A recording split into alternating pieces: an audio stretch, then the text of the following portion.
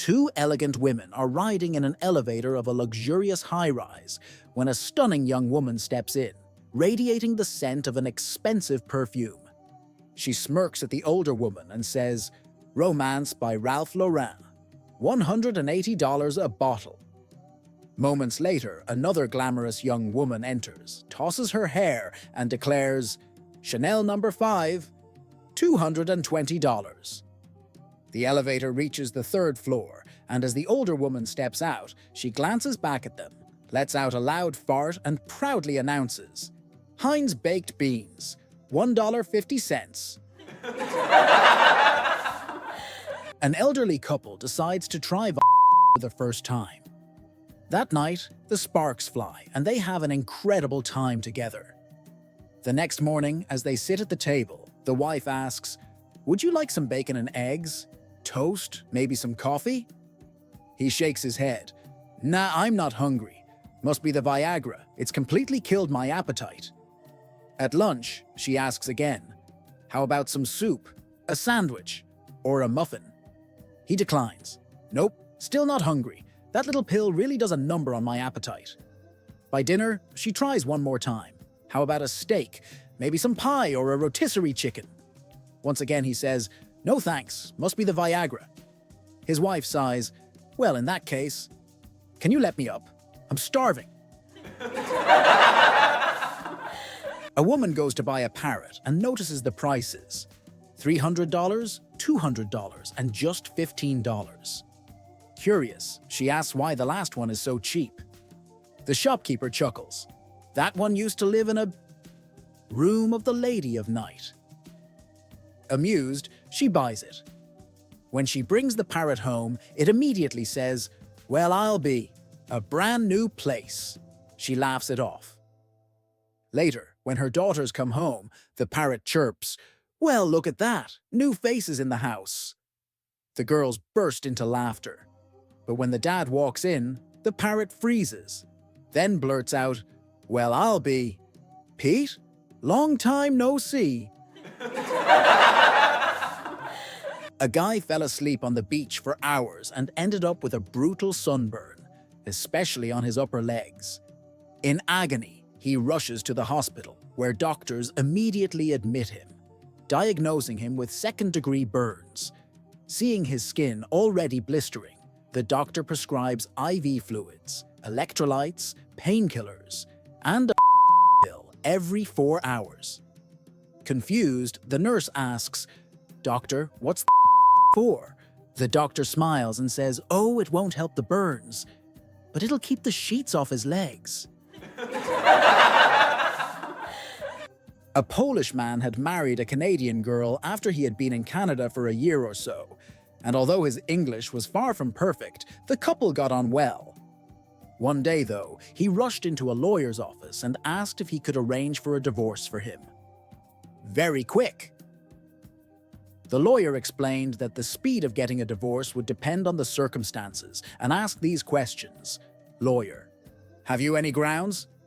Polish man: "An acre and a half and a nice 3-bedroom house." Lawyer: "No, I mean, what is the foundation of the case?" Polish man: "It is made of concrete, bricks and mortar." Lawyer: "Does either of you have a real grudge?" Polish man: "No, we have a carport. Don't need a grudge." Lawyer: "I mean, what are your relations like?" Polish man: "All my relations live in Poland." Lawyer: "Is there any infidelity in your marriage?" Polish man: "Yes. We have high-fidelity stereo set and DVD player with 6.1 surround sound." Lawyer: "No, I mean, does your wife beat you up?" Polish man: "No, I'm always up before her." Lawyer: "Why do you want this divorce?" Polish man: "She's going to kill me." Lawyer: "What makes you think that?" Polish man: "I got proof."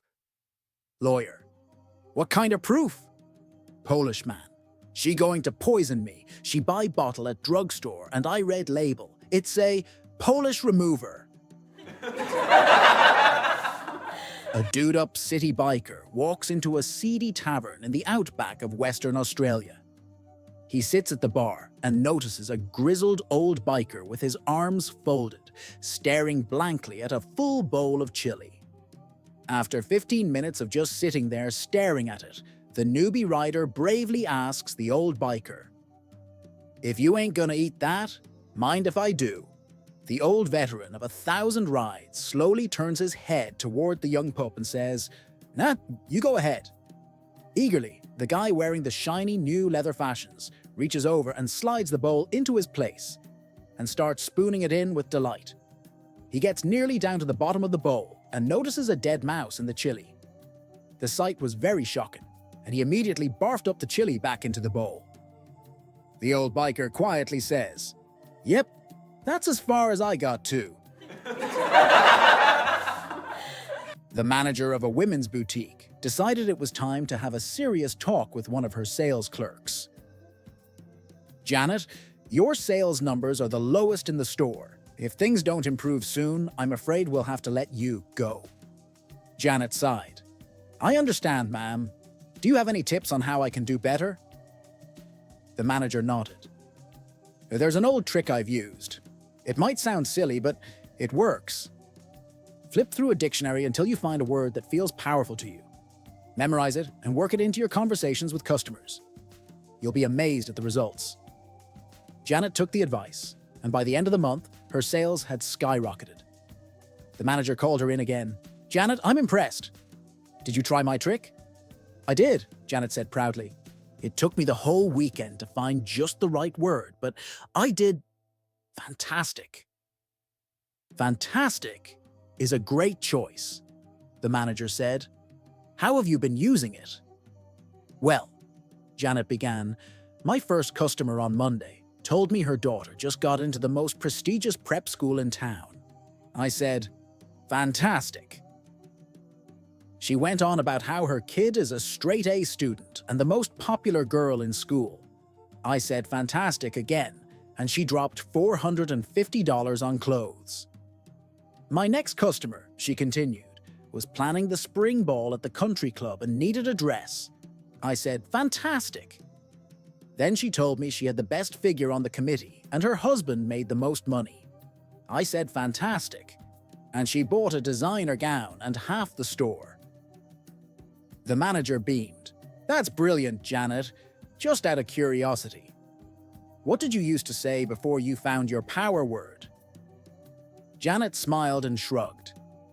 "I used to say, 'Well, isn't that something?'" Every morning, the third-grade teacher took roll call, and each student had to answer with a short poem. The first student, a bright-eyed teacher's pet, stood up proudly and said, "My name is Dan, and when I become a man, I'd like to visit Japan if I can, and I think I can." The next student, a sweet little girl in the middle of the room, stood up and recited, "My name is Susie, and when I become a lady, I'd like to have a baby if I can, and I think I can." Then from the back of the classroom, little Johnny stood up, smirked, and delivered, "My name is Johnny, and I don't give a damn about Japan. But I'd love to help Susie with her plan if I can, and I think I can." On the edge of a small town, just inside the cemetery fence, stood an old, towering pecan tree. One afternoon, two boys sat hidden beneath its sprawling branches, a bucket of pecans between them. As they divided their spoils, one of them chanted, "One for you, one for me, one for you, one for me." A few nuts slipped from their bucket, rolling toward the fence. Meanwhile, a boy riding his bicycle down the road slowed as he thought he heard voices coming from the cemetery. Curious, he stopped to listen. Sure enough, the eerie refrain reached his ears. "One for you, one for me, one for you, one for me." Alarmed, the boy leaped back onto his bike and sped away. Around the bend, he encountered an old man hobbling along with a cane. Breathless, the boy exclaimed, "Mister, you've got to come quick. I heard Satan and the Lord in the cemetery. They're dividing up souls." The old man squinted at him and grumbled, "Run along, kid. My legs aren't what they used to be." But the boy was persistent, and eventually the man agreed to investigate. Together they crept up to the cemetery fence, straining to hear. Sure enough, the voices continued. "One for you, one for me. One for you, one for me." Wide-eyed, the old man whispered, By golly, you were right. Let's see if we can catch a glimpse of them. With trembling hands, they gripped the iron bars of the fence, leaning in to peer through the gaps. Despite their efforts, they couldn't see a thing. Their fear grew as the voices neared the end of their count. One for you. One for me. That's it. Now let's grab those nuts by the fence, and we're done. Before the last word settled, the old man took off at a sprint, his cane forgotten. They say he made it a good half-mile before the boy on the bike finally overtook him. As store manager, Bob stopped by a small manufacturing plant he spotted during his last trip through a part of the countryside in the hopes of gaining another client in the area. However, little did Bob know that the plant manager was going to be a tough customer to please. With a broad smile and a reassuring tone, Bob handed the plant manager a beautiful box of cigars as a gift. But the man barely gave it a sideways glance before he said, "No cigars for me, thank you. I smoked one once, and it was horrible." Bob is nothing if not prepared, so he offered to take the plant manager out for a few beers. But again, the suggestion missed the mark. "No alcohol for me. Thank you, I drank it once, and it was horrible." Not ready to give up just yet, Bob got a bright idea as he looked out the window and saw people playing golf. "That's quite all right," he told the plant manager. "How about you come and play a round of golf at my club as my personal guest?" However, for the third time, Bob's luck struck out as the plant manager replied, "No golf for me. Thank you. I played the sport once, and it was horrible." The plant manager had barely finished his sentence when a young man joined them at the table.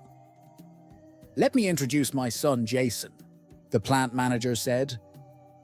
Surprised, Bob gave the young man a quick once-over before he replied, "Let me guess, he is an only child?" A wife arrived home after a long shopping trip and was horrified to find her husband in bed with a young, lovely thing. Just as she was about to storm out of the house, her husband stopped her with these words, "Before you leave, I want you to hear how this all came about. Driving home, I saw this young girl, looking poor and tired. I offered her a ride. She was hungry, so I brought her home and fed her some of the roast you had forgotten about in the refrigerator. Her shoes were worn out, so I gave her a pair of your shoes you didn't wear because they were out of style. She was cold, so I gave her that new birthday sweater you never wore even once because the color didn't suit you.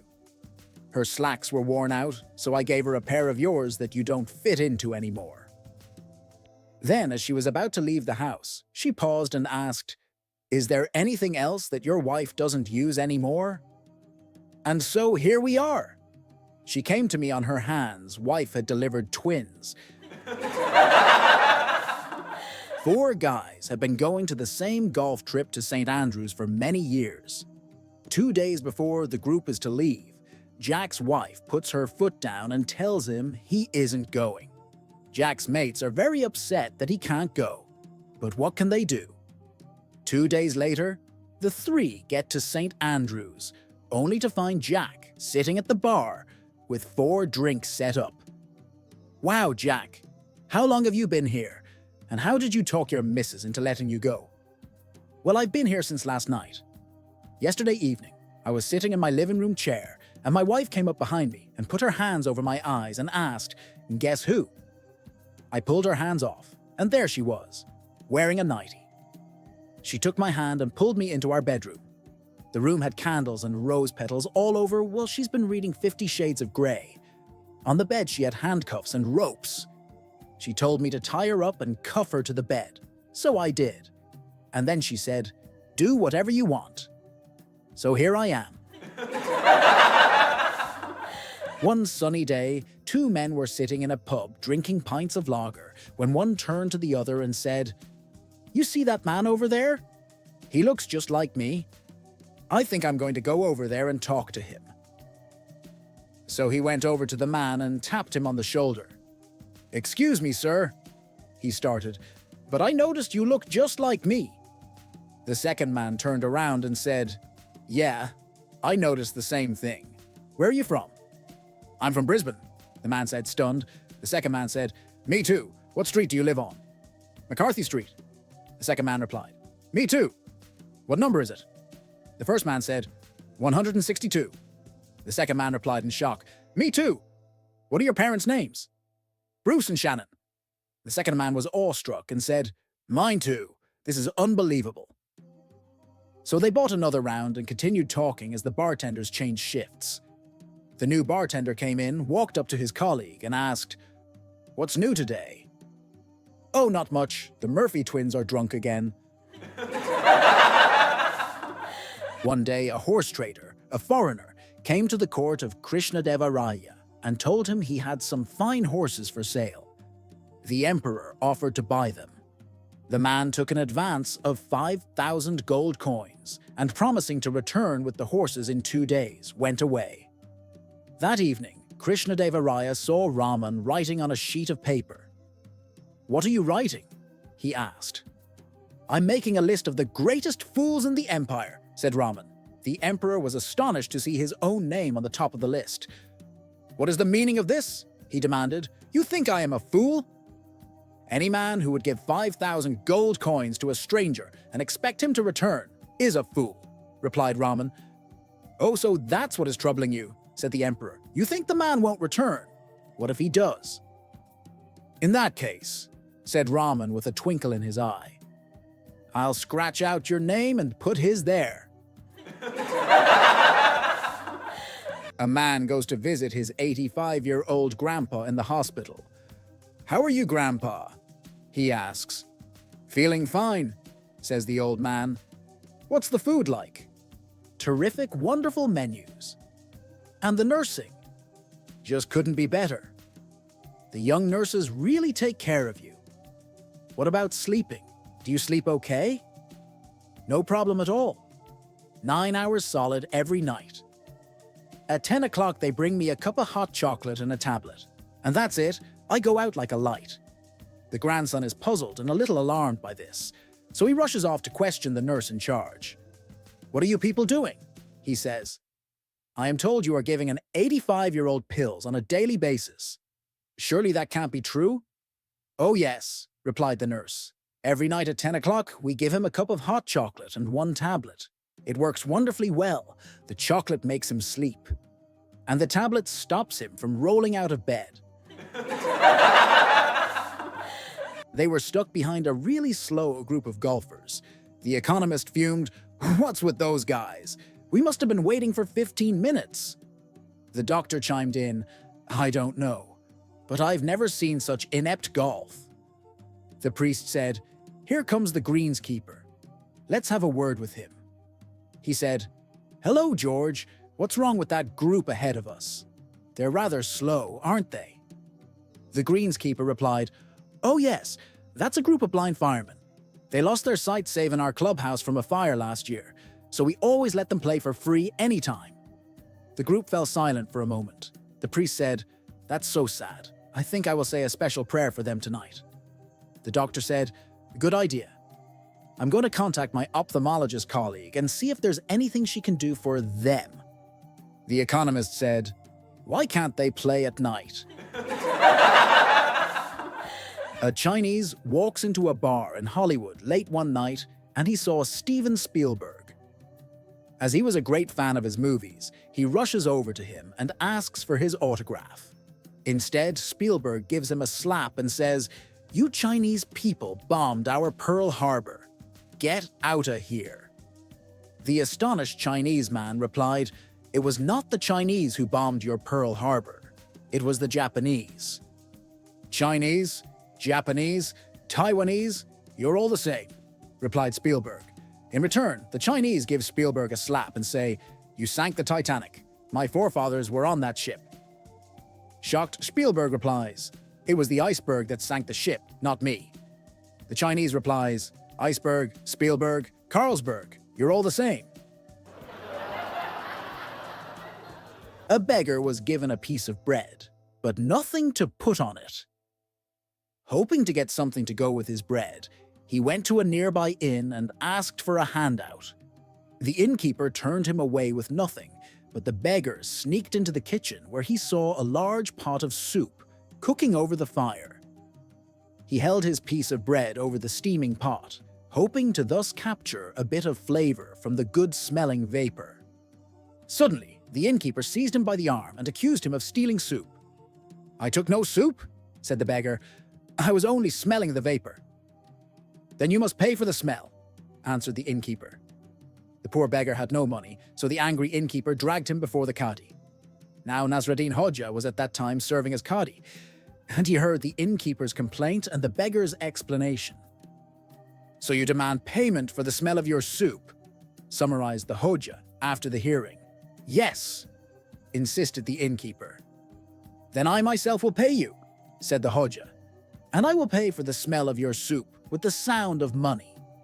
Thus saying, the Hoja drew 2 coins from his pocket, rang them together loudly, put them back into his pocket, and sent the beggar and the innkeeper each on his own way. A Mormon was seated next to an Irishman on a flight from London to the US. After the plane was airborne, drink orders were taken. The Irishman asked for a whiskey, which was promptly brought and placed before him. The flight attendant then asked the Mormon if he would like a drink.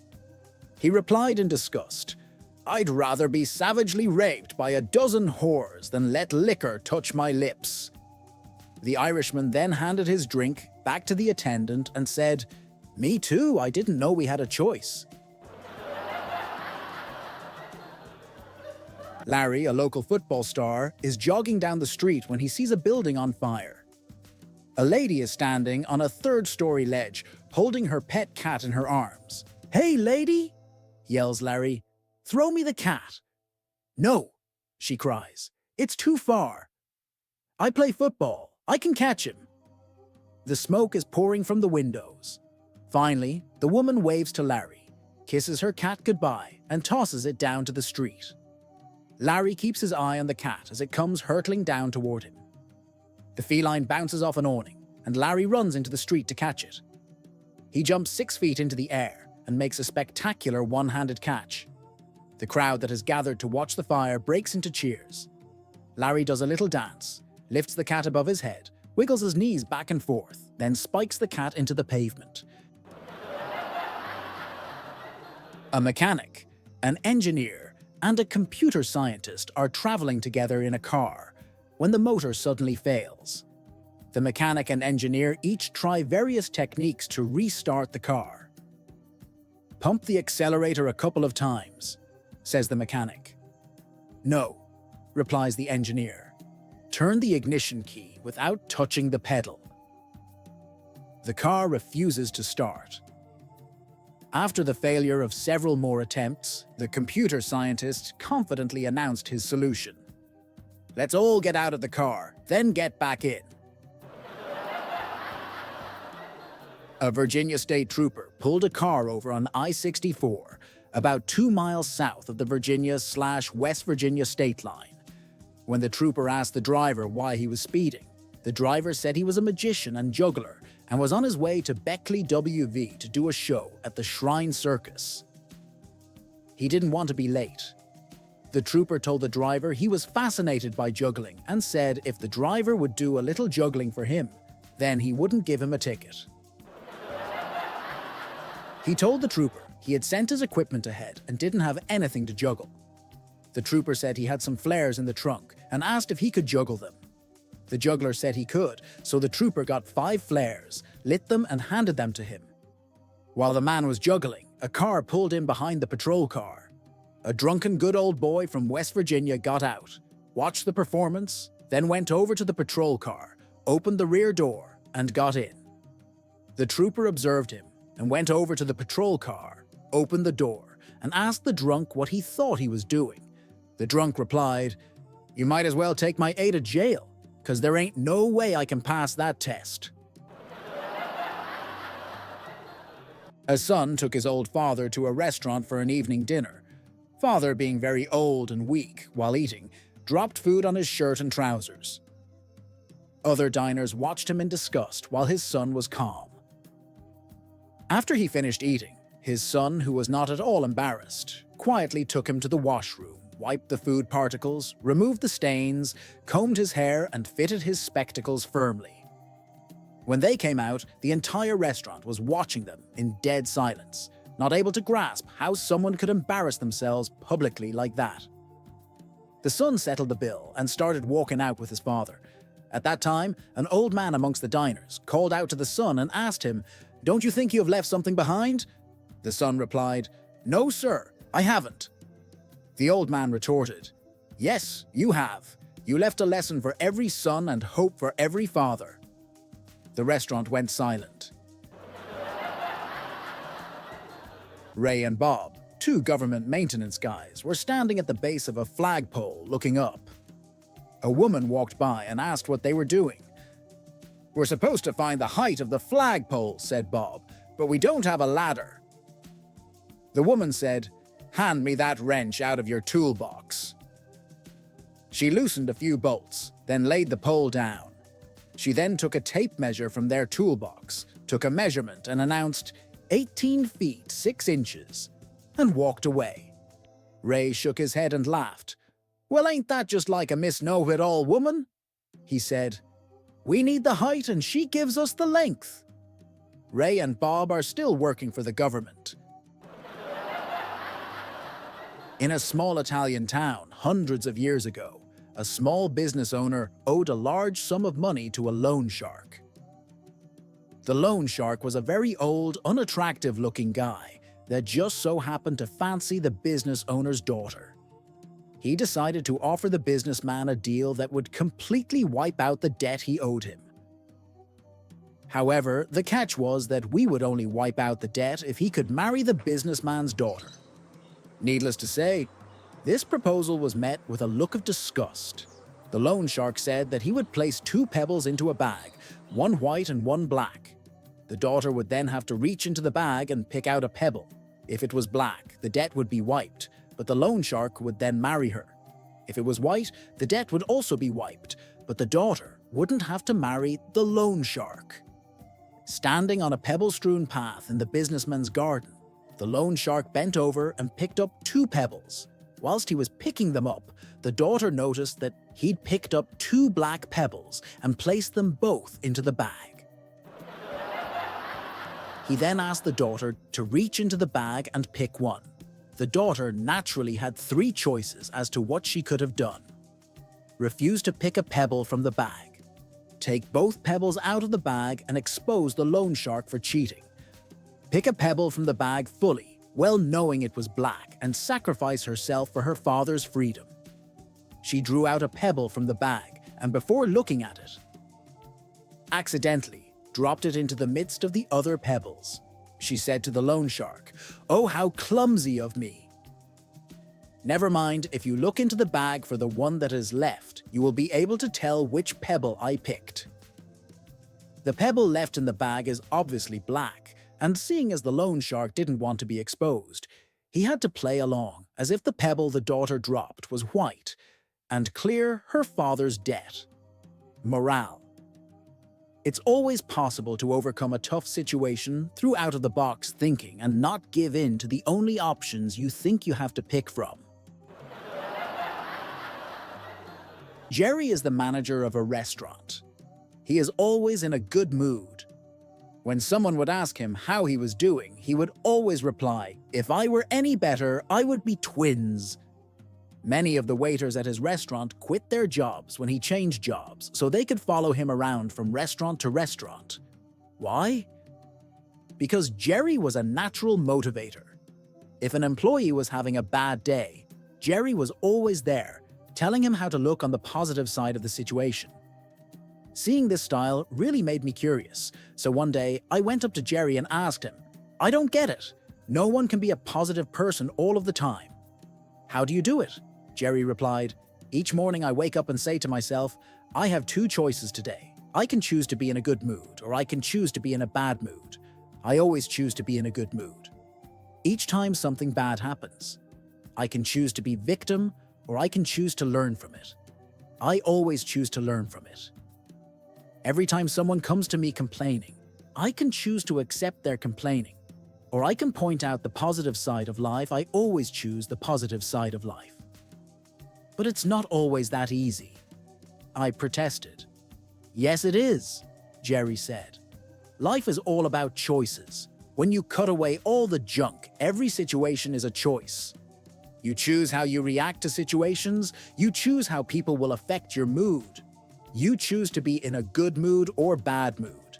It's your choice how you live your life. Several years later, I heard that Jerry accidentally did something you are never supposed to do in the restaurant business. He left the back door of his restaurant open, and then in the morning, he was robbed by 3 armed men. While Jerry trying to open the safe box, his hand, shaking from nervousness, slipped off the combination. The robbers panicked and shot him. Luckily, Jerry was found quickly and rushed to the hospital. After 18 hours of surgery and weeks of intensive care, Jerry was released from the hospital with fragments of the bullets still in his body. I saw Jerry about 6 months after the accident. When I asked him how he was, he replied, "If I were any better, I'd be twins, want to see my scars." I declined to see his wounds, but did ask him what had gone through his mind as the robbery took place. "The first thing that went through my mind was that I should have locked the back door," Jerry replied. "Then after they shot me, as I lay on the floor, I remembered that I had 2 choices. I could choose to live or could choose to die. I chose to live." "Weren't you scared?" I asked. Jerry continued. "The paramedics were great. They kept telling me I was going to be fine, but when they wheeled me into the emergency room and I saw the expression on the faces of the doctors and nurses, I got really scared. In their eyes, I read, 'He's a dead man.' I knew I needed to take action." "What did you do?" I asked. "Well, there was a big nurse shouting questions at me," said Jerry. "She asked if I was allergic to anything." "Yes, to bullets," I replied. Over their laughter, I told them, "I am choosing to live. Please operate on me as if I am alive, not dead." Jerry lived thanks to the skill of his doctors, but also because of his amazing attitude. I learned from him that every day you have the choice to either enjoy your life or to hate it. The only thing that is truly yours, that no one can control or take from you, is your attitude. So if you can take care of that, everything else in life becomes much easier.